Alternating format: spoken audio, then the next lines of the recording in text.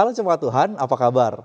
Hari ini saya akan menyampaikan firman Tuhan yang masih di dalam seri khotbah kita, The Blessed Life. Firman Tuhan yang diambil dari ucapan bahagia yang dikatakan Yesus di dalam khotbahnya di atas bukit. Mari kita lihat ayat firman Tuhan dari Matius 5 ayat yang ke-8. Berbahagialah orang yang suci hatinya, karena mereka akan melihat Allah.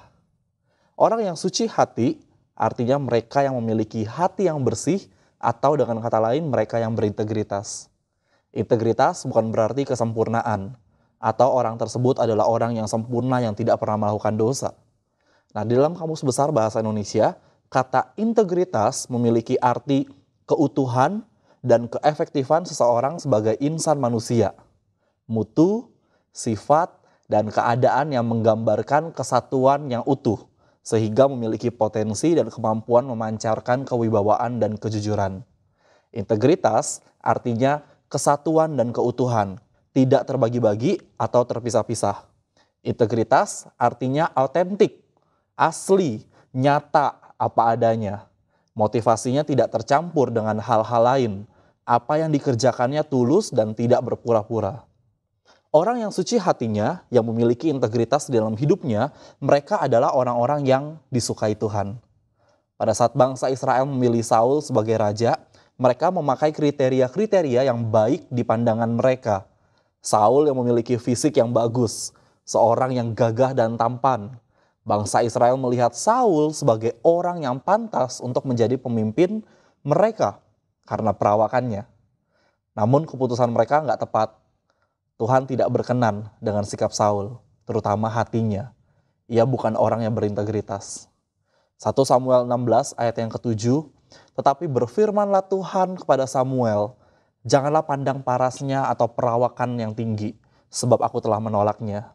Bukan yang dilihat manusia yang dilihat Allah, manusia melihat apa yang di depan mata, tetapi Tuhan melihat hati. Samuel diperingatkan Tuhan untuk memilih pemimpin pengganti Saul bukan dengan kriteria-kriteria sebelumnya. Tuhan berkenan dengan pemimpin yang memiliki hati yang suci. Daud bukanlah orang yang memiliki perawakan yang baik, apalagi dibandingkan dengan Saul. Tetapi Daud memiliki karakter yang tidak dimiliki oleh Saul. Daud adalah seorang yang jujur di hadapan Allah. Bahkan sekalipun Daud pernah melakukan kesalahan, ia menyadari dan dengan segera meminta pengampunan Tuhan. Ia tahu tidak ada satu hal pun yang tersembunyi dalam hidupnya di hadapan Tuhan. Ada 4 berkat dari integritas jika kita memilikinya. Yang pertama, kepercayaan diri. Amsal 10 ayat yang ke-9, siapa bersih kelakuannya, aman jalannya. Tetapi siapa berliku-liku jalannya, akan diketahui.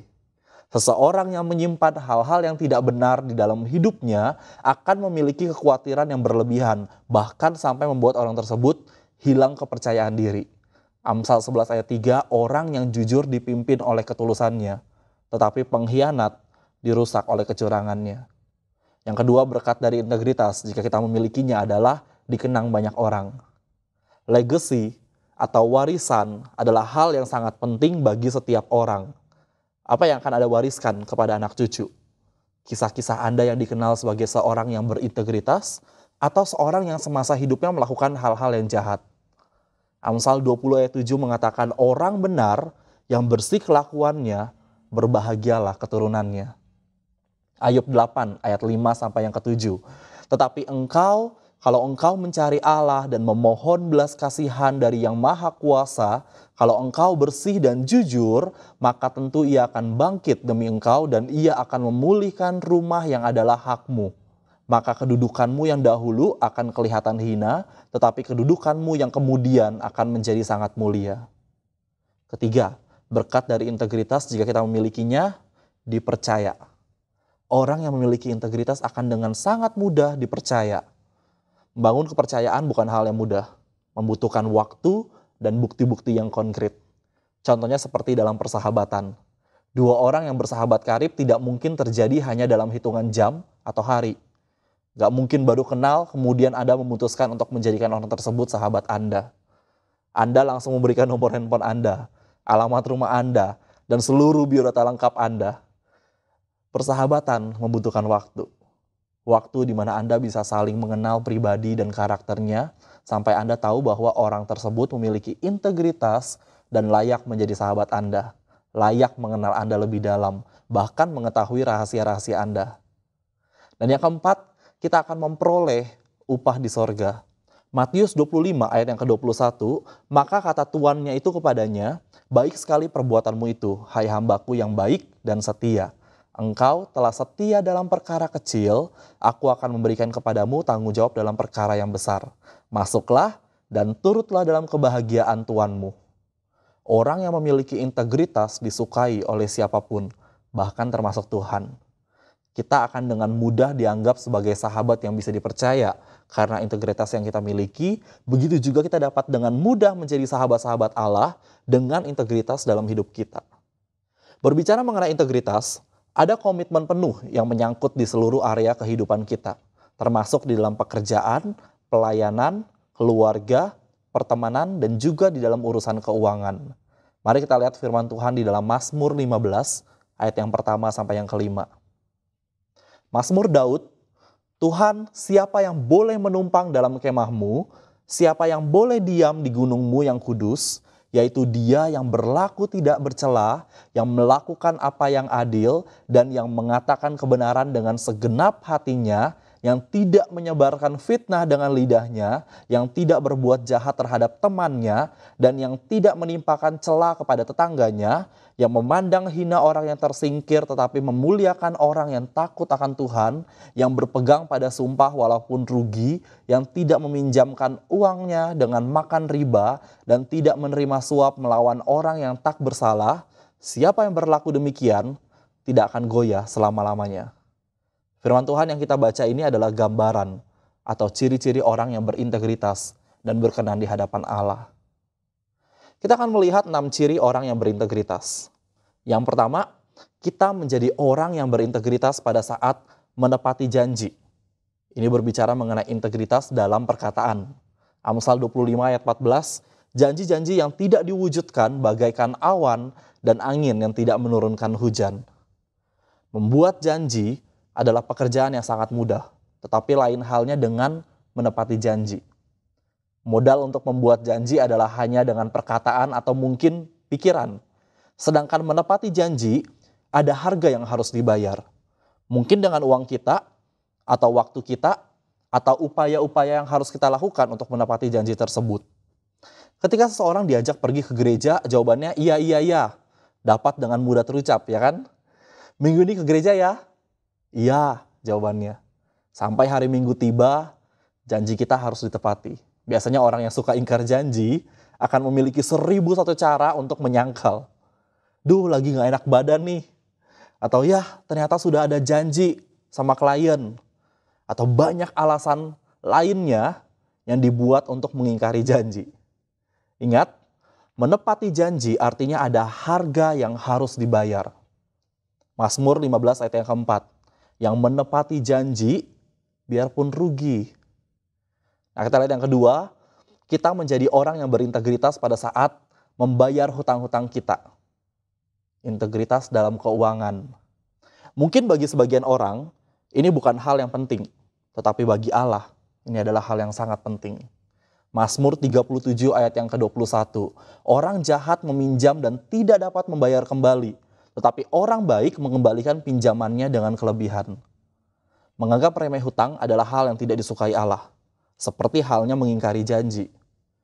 Ketika kita perlu bantuan, orang yang kita hutangi dengan belas kasihan membantu kita. Bahkan mungkin orang tersebut membantu kita bukan dari kelimpahannya, tetapi dari kekurangan yang ditutupi oleh belas kasihan. Namun dengan mudahnya kita meremehkan hal pengorbanan orang tersebut. Tidak sedikit orang yang dengan mudah meminjam uang, tetapi gaya hidupnya lebih mewah daripada orang yang dipinjami. Mungkin bukan artinya orang-orang yang dipinjami itu hidupnya kekurangan. Belum tentu. Tetapi mereka tahu bagaimana mengatur keuangan mereka dengan baik. Mereka tahu hal-hal apa saja yang menjadi kebutuhan atau hanya sekedar kepuasan sementara. Roma 13 ayat 6-7, itulah juga sebabnya maka kamu membayar pajak. Karena mereka yang mengurus hal-hal itu adalah pelayan-pelayan Allah. Bayarlah kepada semua orang apa yang harus kamu bayar, pajak kepada orang yang berhak menerima pajak, cukai kepada orang yang berhak menerima cukai, rasa takut kepada orang yang berhak menerima rasa takut, dan hormat kepada orang yang berhak menerima hormat. Catat baik-baik hal ini. Jangan pernah berhutang jika Anda merasa tidak mampu membayarnya kembali. Filipi 4 ayat 11, kukatakan ini bukanlah karena kekurangan, sebab aku telah belajar mencukupkan diri dalam segala keadaan. Ukuran yang kita pakai untuk menentukan standar hidup kita akan menentukan cara kita mengatur keuangan kita. Ketiga, kita menjadi orang yang berintegritas pada saat menolak gosip. Ini bicara mengenai integritas dalam hubungan. Orang yang suka bergosip secara perlahan akan kehilangan integritasnya. Amsal 11 ayat 13, penyebar kabar angin tak dapat memegang rahasia, tetapi orang yang dapat dipercaya bisa merahasiakan perkara. Kita memerlukan waktu yang cukup lama sampai orang akan berani mempercayakan kita suatu rahasia. Tetapi akan sangat dengan mudah dan cepat kita hancurkan kepercayaan itu dengan bergosip atau menyebarkan rahasia itu. Ini bahaya sekali. Gereja kita sangat menentang adanya gosip di dalam tubuh Kristus. Gosip dapat merusak penilaian kita terhadap seseorang. Maksudnya bagaimana? Contohnya seperti ini. Di gereja, Anda mengenal seseorang yang baru. Sebutlah si A. Anda nggak tahu cerita atau masa lalu atau seperti apa si A itu. Penilaian Anda murni terhadap si A. Anda menyapa, menyambut si A dengan sangat baik. Lalu datanglah si penggosip. Sebutlah si B. Kemudian dia mulai membagikan pengetahuannya tentang si A kepada kita. Si A dulunya seorang yang begini, begitu, dan seterusnya. Setelah Anda mendengar seperti itu, kira-kira bagaimana penilaian Anda terhadap si A? Saya yakin penilaian Anda akan berubah, setidaknya yang ada di pikiran Anda. Iya ya, si A seperti begitu. Kayaknya harus jaga jarak nih. Penilaian kita jadi rusak. Gosip merusak penilaian kita. Gosip merusak kemurnian pelayanan Anda. Saya punya tips untuk Anda yang terjebak dalam situasi seperti ini. Anda bisa dengan segera menghentikan percakapan dengan mengalihkan pada pembicaraan lain, atau Anda bisa meninggalkannya dengan mengalihkan pada kegiatan lain. Ini yang sering saya lakukan. Saya akan segera menyingkir jika melihat situasi orang-orang yang sedang bergosip. Saya nggak mau mendengar pembicaraan mereka dan merusak penilaian saya terhadap seseorang. Amsal 10 ayat 18, menyimpan kebencian di dalam hati sama dengan berdusta. Memfitnah adalah tindakan orang bodoh. Stop bergosip dan hindari orang-orang yang bergosip. Kita lihat yang keempat, kita menjadi orang yang berintegritas pada saat setia mengembalikan persepuluhan. Ini berbicara mengenai integritas rohani. Yesus berkata, di mana hartamu berada, di situ juga hatimu berada. Persepuluhan adalah cara Allah untuk menguji integritas kita. Apakah Anda percaya kepada Allah untuk masalah keuanganmu? Apakah Allah menjadi yang terutama di dalam hidupmu? Mari kita lihat ayat firman Tuhan yang mungkin sudah gak asing lagi bagi setiap kita. Maliaki 3 ayat 8 sampai yang ke-10. Bolehkah manusia menipu Allah? Namun kamu menipu aku. Tetapi kamu berkata, dengan cara bagaimanakah kami menipu engkau? Mengenai persembahan, persepuluhan, dan persembahan khusus. Kamu telah kena kutuk, tetapi kamu masih menipu aku. Ya, kamu seluruh bangsa. Bawalah seluruh persembahan persepuluhan itu ke dalam rumah perbendaharaan supaya ada persediaan makanan di rumahku, dan ujilah aku, firman Tuhan semesta alam. Apakah aku tidak membukakan bagimu tingkap-tingkap langit dan mencurahkan berkat kepadamu sampai berkelimpahan? Kesetiaan dan integritas kita kepada Tuhan akan teruji dalam hal persepuluhan ini. Anda tidak sedang diminta uangnya untuk membuat Tuhan kaya. No, tetapi Tuhan yang kaya sudah memberkati kita, dan kita mengembalikan 1/10 dari berkat Tuhan itu sebagai bentuk nyata kesadaran kita bahwa apa yang kita dapatkan ini berasal dari Tuhan. Gak sedikit orang yang kesulitan mempercayakan hidupnya kepada Tuhan dalam hal ini. Aduh, kalau saya bayar perpuluhan, nanti biaya-biaya pengeluaran saya gak akan cukup. Apalagi jika penghasilan kita bertambah, kita juga menjadi khawatir dengan jumlah persepuluhan yang bertambah juga. Ingat, setia dalam hal-hal kecil, maka Tuhan akan mempercayakan kita kepada hal-hal yang lebih besar. Yang kelima, kita menjadi orang yang berintegritas pada saat melakukan yang terbaik di pekerjaanmu. Integritas dalam pekerjaan. Beberapa orang bisa bekerja dengan maksimal pada saat ada pemimpin atau bosnya. Tetapi ketika tidak ada orang yang mengawasi, orang tersebut mulai malas-malasan.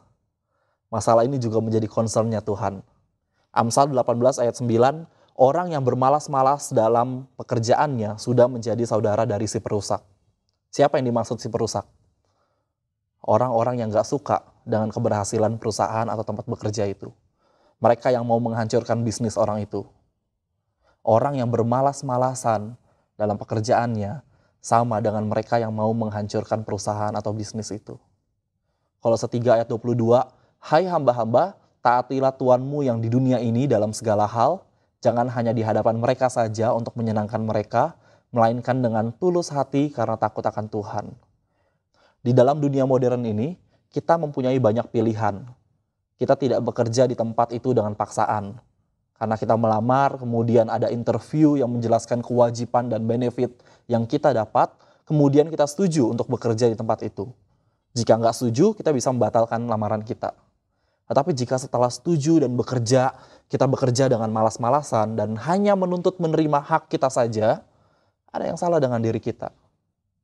Ayat firman Tuhan tadi yang kita baca dari Kolose 3 ayat 22 dengan jelas mengatakan bahwa kita harus bekerja dengan tulus hati karena takut akan Tuhan.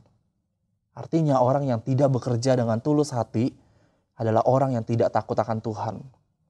Kolose 3 ayat 23, apapun juga yang kamu perbuat, perbuatlah dengan segenap hatimu seperti untuk Tuhan dan bukan untuk manusia.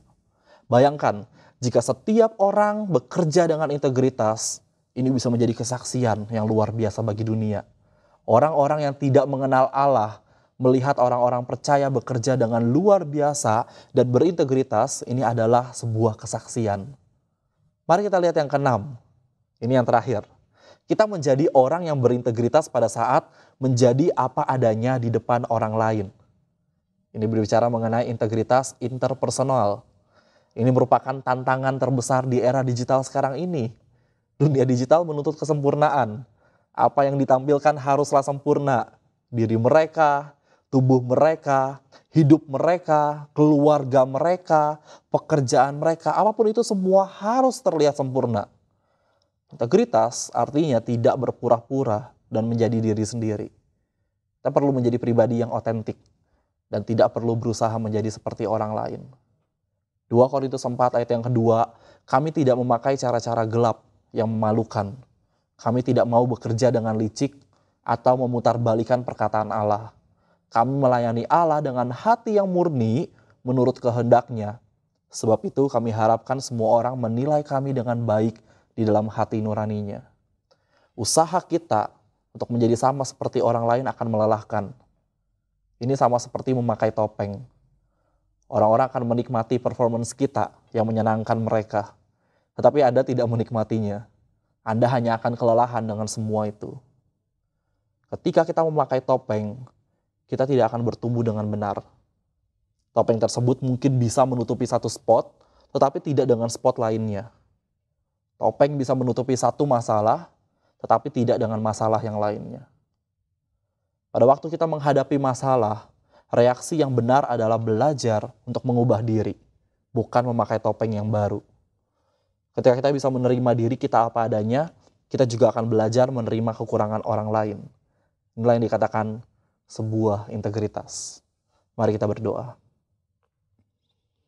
Tuhan, kami bersyukur untuk firman Tuhan yang mengingatkan setiap kami Tuhan untuk hidup di dalam integritas, untuk memiliki integritas di setiap aspek kehidupan kami Tuhan. Mari ajar setiap kami tahu Tuhan bahwa hidup kami belum sempurna, tapi kami mau terus belajar, terus mengasah kehidupan iman kami, kehidupan kami yang berintegritas di dalam Engkau Tuhan. Sehingga Engkau boleh berkenan kepada setiap kami. Terima kasih Yesus, terima kasih Tuhan. Biar firman ini termaterai dalam hati kami, bertumbuh, berbuah, dan kami mau melakukannya. Jadi berkat buat orang-orang yang ada di sekitar kami juga. Terima kasih Tuhan, kami mengucap syukur, hanya di dalam nama-Mu kami berdoa. Amin.